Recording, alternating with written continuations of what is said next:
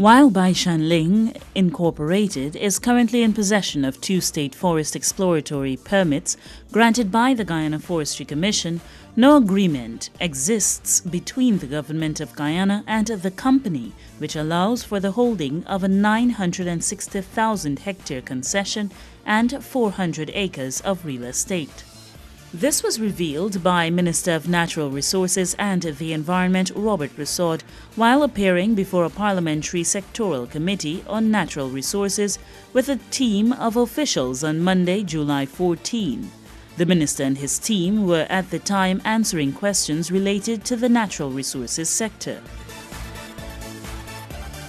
This week on Dorado Shines, we will take a closer look at the information revealed at the Parliamentary Sectoral Committee meeting and clear the air on concerns raised in relation to the operations of Bai Shan Lin Incorporated.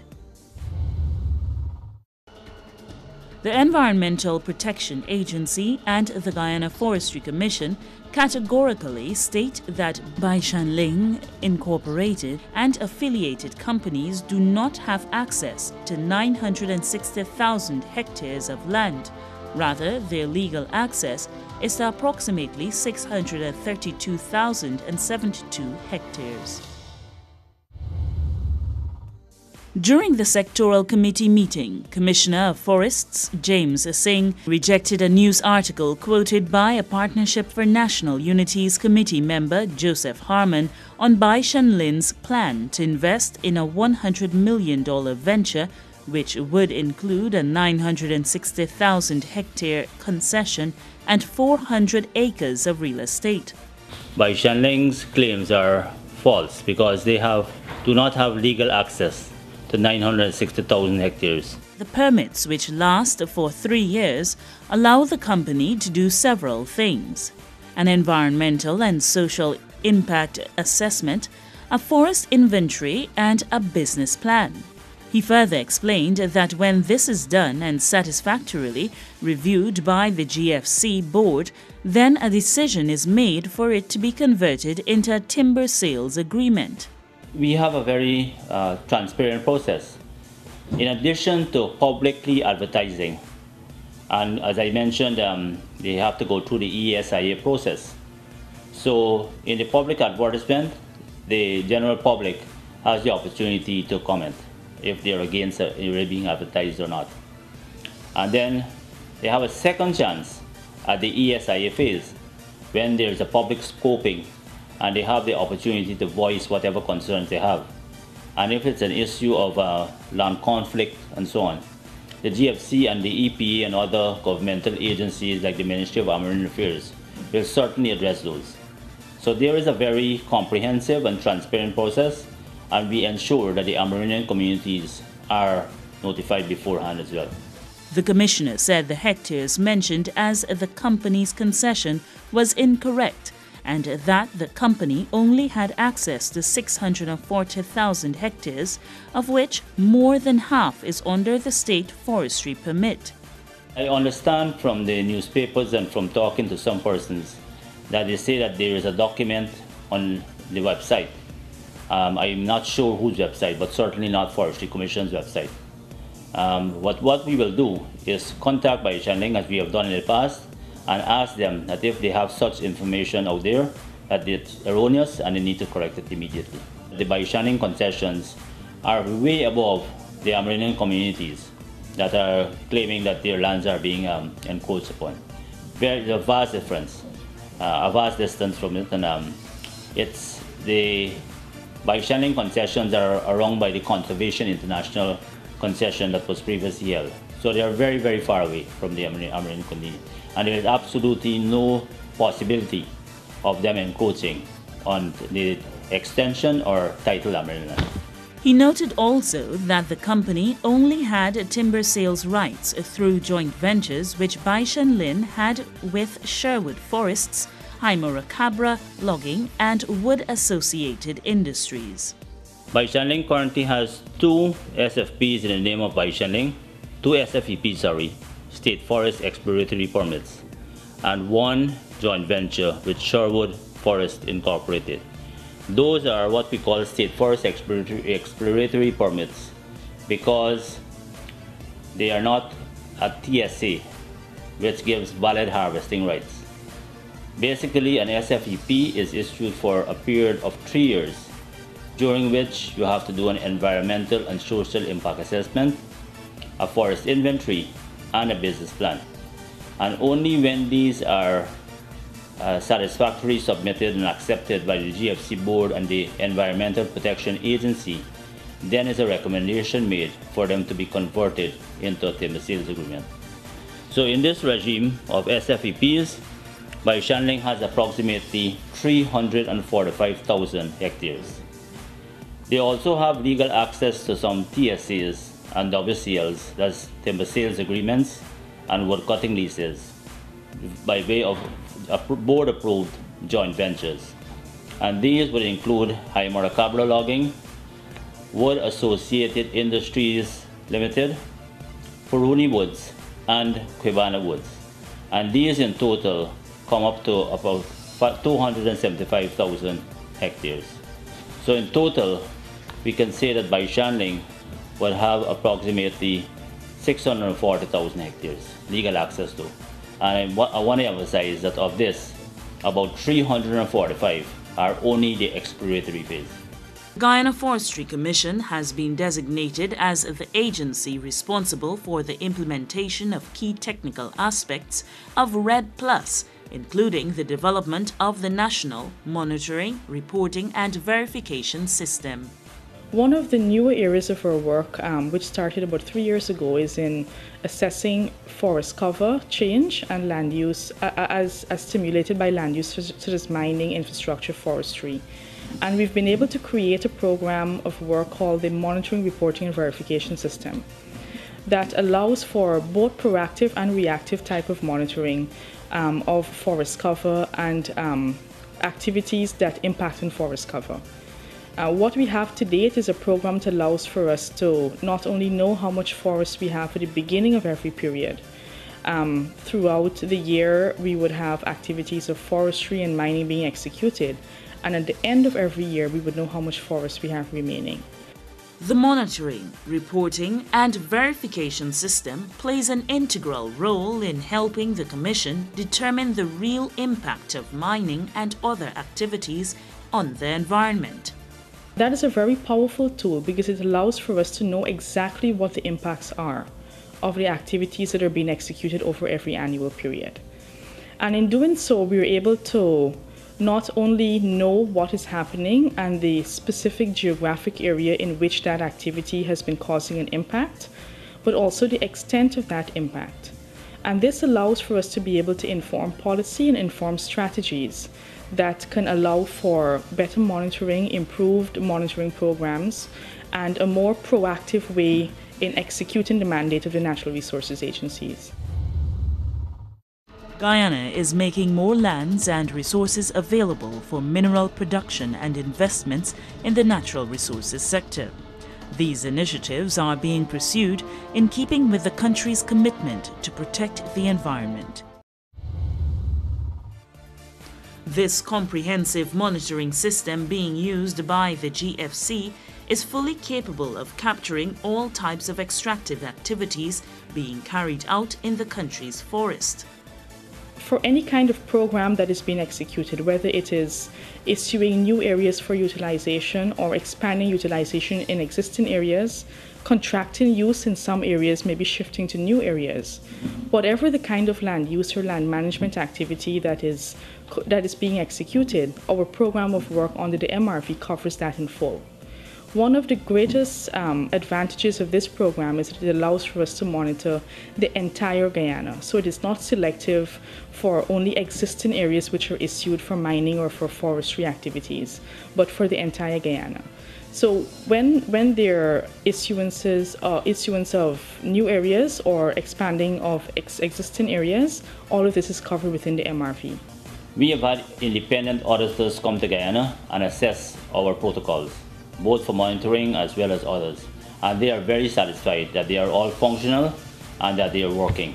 And there are mechanisms that when we identify that there are breaches, that the perpetrators are dealt with accordingly. So we have a combination of ground truthing, where we have about 32 stations countrywide that are fixed, and we have another 15 to 20 mobile patrols. And in addition to that, we have the satellite imagery of the entire country at 5-meter resolution. And that is soon with the new geographic information management system of the ministry. That is soon going to be real-time monitoring. So we will be able to pick up anything that is being done. We also have resident forest officers on all concessions that are over 8,097 hectares or 20,000 acres. So these resident officers ensure that the logging is done to international best practice standards. And in addition to that, we have a national log tagging and log tracking system. So we can trace the origin back of any piece of log back to its concession where it was harvested from. So our protocols, as I said before, are very accepted internationally. Persons are using them as a model. In fact, Suriname and other countries are taking a cue from Guyana. By using such an effective platform, development of the country's natural resources is expected to continue and even increase, with authorities being confident that such operations will have minimal impact on the environment. If there are new programs, as we know, there may be new programs upcoming that would involve areas of work not only in monitoring but in extraction itself. We're able to cover all of this under the MRV.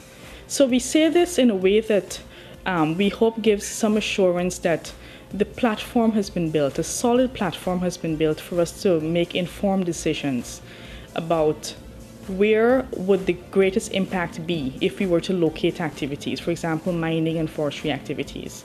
Because we know, for example, to date, where are those contiguous tracts of intact forest. And this kind of information allows for us to make decisions as to where best can we allocate concessions, if there are need for expansion of concessions or opening up new areas for concessions. We now have information that allows for us to make more informed decisions. And we see more and more, not only at the level of the GFC, but at the level of the ministry and through the newly created unit called the Geographic Information Management Unit under the ministry, that we're able to put this information to use in informing these decisions. The state-of-the-art monitoring system in place makes it possible for the Commission to closely examine the forest cover through satellite imagery and mapping. Our monitoring occurs in two aspects. There is a monitoring that looks back at the period just past. So the core of the MRV, one of the core parts of the MRV looks for the previous year. So this looks at national figures that estimate the total amount of forest that has been impacted by mining, by forestry for a 12-month period. So for example, in this year 2014, we're looking at the assessment for forest change over the year 2013. And that is important to allow for more macro kind of results to inform larger scale national policies. But then there's a second part of the program that really is as a result of an increasing demand to inform monitoring programs in a more real-time manner that allows for us to, if there is something that happens in the course of the year that we are in, not just in the previous year, that we are able to take action and be able to inform our program of work in the fields. The Ministry of Natural Resources and the Environment is creating conditions for the responsible and sustainable exploitation of the country's natural resources. Operators are encouraged to mine with the environment in mind.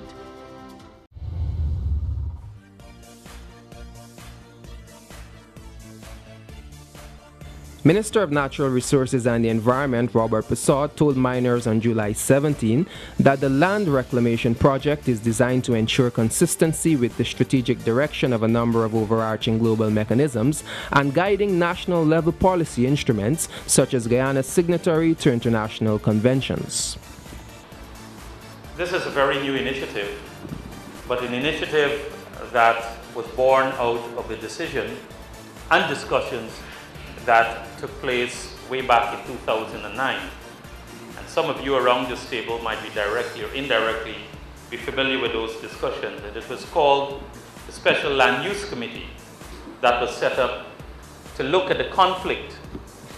Then, as given the growth particularly of mining and forestry, how do we manage the potential conflict? How do we reduce conflict by multiple land use activities? And the Special Land Use Committee came up with a number of recommendations in terms of managing those conflicts. And among those recommendations, we're looking at the issue of specifically how do we support miners in ensuring that we have remediation. I know some of us may have a little difficulty with the term reclamation, and we may be thinking, as I'm reminded, of the Dutch and others who've gone out to sea and reclaim land. So this is not lost or land that we've never had before, but we thought it best to come up with that terminology. But it's more or less looking at remediation and restoration. And so that was one of the recommendations. Others came up with terms of looking at the regulations. It was looking at improved infrastructure, looking at better coordination among land use players, particularly between the mining and forestry sector. So we didn't want that work to waste, and in fact, the output of that work came back. It was a Special Land Use Committee of the Cabinet, but drew representation from the miners, the forestry sector, and other stakeholders. Those recommendations came forward to the Cabinet, were accepted in general, and we were tasked when the ministry was created in moving those recommendations forward. So we are on course in terms of implementing those recommendations. But very importantly too, as we've seen in recent times and based on the work done, particularly through our monitoring, reporting and verification system, whereby we're able now to, in a real-time way, to track forest change and deforestation activity. And we've recognized that one of the key drivers of deforestation and land degradation has been activities, particularly within the mining sector. And we've made it quite clear, and I want to repeat this, that we have no intention, absolutely none, of curtailing mining activity. In fact, the opposite is true. That is, we want to see an expanded mining sector. We're currently looking in terms of what support we can give to small, medium, and we're in active discussions and finalizing various agreements so that 3 major large mining companies can commence operation. And every time we meet with these companies, they will tell you there's a level of urgency when we have meeting with the president or with myself and other players. There's always a level of urgency. When can we get these mines into operation? So we recognize that one of the key drivers, and in fact, if you look at the last reporting period, in terms of the activity that accounted for significant deforestation and land degradation has been what is taking place in mining. So there were some who were pressuring us within the community, within the society as a whole, and even externally, that we should curtail, and in fact we should look at ways in slowing down and reducing mining. And we held the view that mining is critical for the national development of our country. It is a resource. The resources that are being mined are necessary to be exploited, but exploited in a way to bring about development, to bring about prosperity, and as it were, to realize the full potential of our country. So we are not in the business. We have no interest in slowing down, clamping down, reducing mining activities, but rather doing the opposite. But what we have an interest in is to do sensible and sustainable and responsible mining. So we don't want more mining just for the sake of more mining, but we want more mining, we want better mining, but we want mining that takes into account the responsibilities all of us have, whether we're miners or not miners, the responsibility to utilize our resources in a way that, one, it doesn't harm our current existence or environment, but also takes into account the future generation of our country. So it is about having more responsible mining. Business operators guilty of littering either directly or through the actions of an employee acting on their behalf will now face serious penalties. Stop littering. Do the right thing.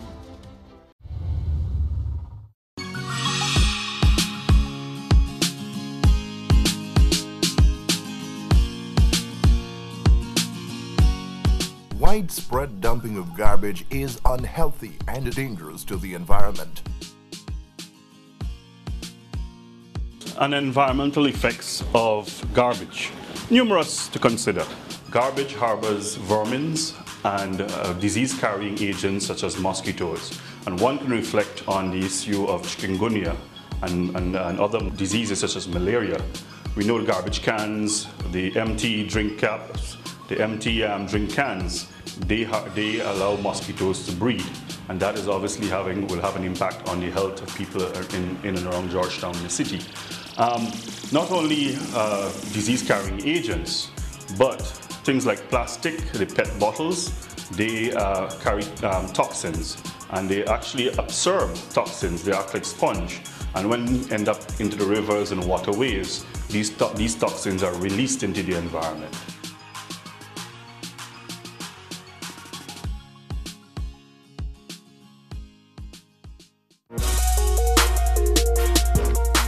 There is a better way. They're looking at potential interest to set up a recycling plant in Guyana, and a very huge recycling plant. And that plant will actually accommodate all sorts of garbage, including waste from industry.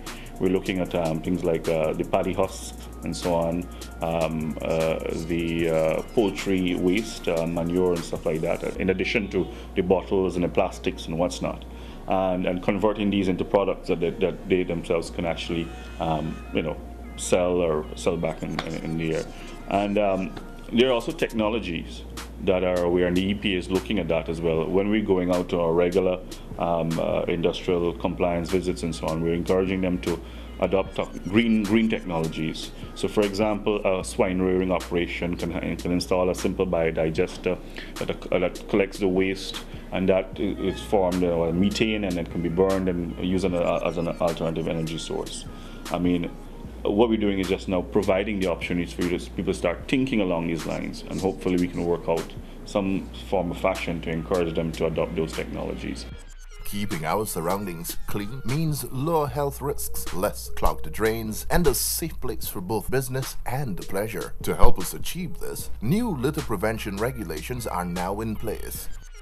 The litter enforcement regulations were enacted earlier this year under the Environmental Protection Act, and it really represents a significant achievement not just for the agency and by extension the Ministry of Natural Resources and Environment, but it's also a major achievement for Guyana because it represents to date the most comprehensive piece of legislation addressing littering in Guyana. Prior to the regulations being enacted, there were bits and pieces of legislation that dealt with certain aspects of littering in a piecemeal fashion, but there was no single piece of legislation that comprehensively criminalized litter activities and litter-related activities in Guyana. So in that respect, the regulations serve as a major achievement for the country. Under the regulations, deposit is defined very widely. So it's wide enough in its scope to cover a situation not only where a person actually physically deposits litter in a public place, but also where through their words or conduct cause litter to be deposited. So that would include situations where, for instance, a business person recruits a vagrant to dispose of litter and gives him no instructions in terms of where would be an adequate place to dispose of this litter. In that situation, the legislation envisages that the business person, and not necessarily the vagrant alone, is the person who can actually be issued with a charge. In the wake of the implementation of the litter regulations, I am extremely proud to say that we have seen much success in terms of our actual enforcement mechanisms. We have had cause to issue close to 100 citations under the regulations, primarily to business owners, authorizing them or instructing them to clean up their surroundings within a specified time frame or face the possibility of court action. Recently, we even had a situation where a business owner was brought before the purview of the courts and was made to pay $130,000 in fines, $100,000 for actually littering, and then $30,000 for attempting to bribe a litter warden. So in that respect, we have seen much success in terms of the actual enforcement mechanisms under the regulation. To learn more about the new litter prevention regulations, visit the Ministry of Natural Resources and the Environment's website at www.nre.gov.gy and click on the link Pick It Up Guyana. Check us out on the internet for this and every episode of Dorado Shines. Just go to YouTube, search for Dorado Shines and start watching, or like us on Facebook and receive instant updates. You've been watching Dorado Shines. Do join us again next week for another program. Until then, do remember that we all have a role to play in protecting the environment.